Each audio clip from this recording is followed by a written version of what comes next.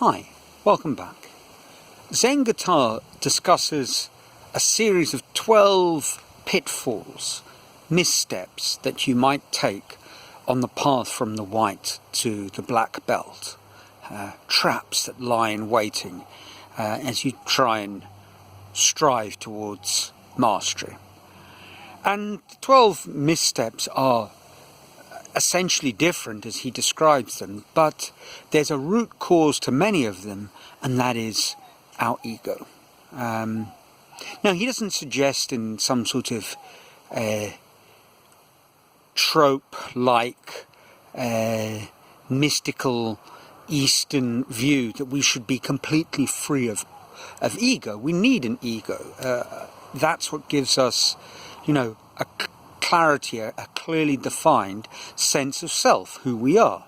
And on the path towards mastery, it seems to me what he's talking about is becoming clearer in how you see who you really are and what you really want to say and how you can contribute.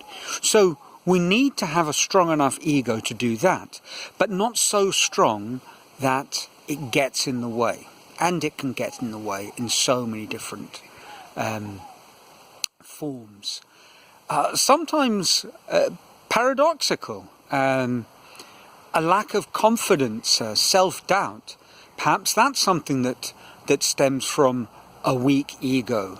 You don't have a clear view of who you are, so when pitfalls come your way, you doubt if you're really capable. Competition. Now there's an area where ego is going to run wild. Because what we start to do in competition with a over-attachment to our ego is we start seeing it as a way of proving ourselves rather than a way of testing ourselves. And we start seeing the competition as something to be bested so that we can be better. When in reality, I know it's a bit of a cliche to say this, the only real competition is with ourselves. And I think that's true. However much there will be people who see that as a little woo-woo, a little whimsical and too far removed from the real world, especially in competitive activities. And that's actually what I wanted to talk about today. My own experience when I played chess competitively. And when I look back on my chess career, up until my 20s, it was a string of, I don't want to say missed opportunities or underachievement or failure to reach potential. I'm not actually sure what the right word is, but it's clear to me reading Zen Guitar, for example, and studying the things that I have studied the last couple of years, that had I approached my learning of the game and mastery of the game in a different way, I would have been a much, much better player. Be that as it may, things were what they were. For a start, I never had a coach. I don't want to say I was self-taught, because chess, you would learn from every game that you played. There's a tradition of sitting down and analysing the game with your opponent. And so young players, as you're growing up, you'll meet stronger older players who'll sit down and talk you through where you went wrong and give you guidance informally. But I never had a formal coach who could structure my learning process. And I also, I suppose, lacked regular, varied competition at the right level. Growing up in Port Elizabeth, there was a limit to how many strong players I could play. There were a limit to how many tournaments I could play in a year. And overwhelmingly, there were only really two big ones. It was the District Open and the South African Schools Championships. And the South African schools was the sort of highlight of my year. And I first played when I was in Standard 4, so 11, in the primary schools. I played the next year in the primary schools, and then I played 5 years in the senior schools tournament. And each year I made pretty big leaps in improvement, and and I took great satisfaction from that. But my breakthrough year was when I was 15 in my third year of senior school, and I had a fantastic tournament. I have to say I overperformed. If I think of where I finished and the people whom I finished ahead of, it's clear that I overperformed, and maybe I was stronger competitively, or maybe they underestimated me. Maybe I had that advantage on my side, that as a lower rated player, I could get away with things because the stronger opponent, certainly at the beginning of the tournament, took me lightly, and by the end of the tournament there was a sort of fear factor. They didn't want to lose against this weaker, lower rated player. And in chess there is a real attachment to your numerical rating. It's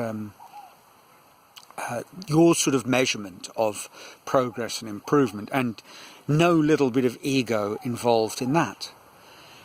By the time I got to my final year of senior school, there was a very real chance that I might win the tournament. Competitively, rating-wise, I wasn't far off the best players. There were some players who were much better players than me, but they weren't sort of over the horizon and far away. Up until that year, there was a very gifted guy, Donald McFarlane, who was quite clearly well beyond anyone else that he was playing against as a junior in South Africa. I mean, it was an inevitable procession that he would win the tournament. And there were other strong juniors, but he was a class apart. But we got to my last year, and I'd had a bit of luck early on when I saved a game that really I had no right of saving. And by round 8 of the 9-round tournament, I was playing against the tournament favourite, Harry Joffe. I had the white pieces. He was a good friend. And we sat down to play the game. And we actually spoke about it a few years ago when I last visited South Africa. And his friends were baffled as to how we could remember in such sort of microscopic detail what had happened so many years ago. But remember we could, and having confirmed with him in this conversation that took place 2 years ago in Nando's over some chicken and chips, I can tell you this is exactly what happened. I dominated the game. I was playing really, really well.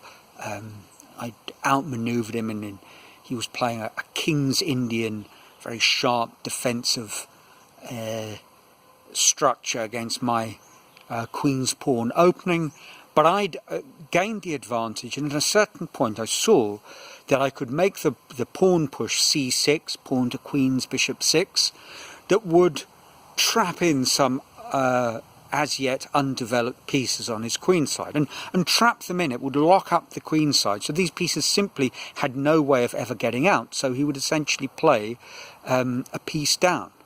And there was no doubt that I was going to win from that point onwards. But I was being cautious and careful. A lot was at stake in the game, so I thought carefully. I was thinking about what I was going to do afterwards, my general plan, and eventually I made my move. And of course, and perhaps you've seen this coming, having drifted off into thought about how I would win the game, I omitted to actually make move 1 of the sequence. So I didn't push my pawn, and he duly freed his blocked in pieces and eventually wrestled the advantage away from me and won the game quite nicely. And I was in an absolute state of shock.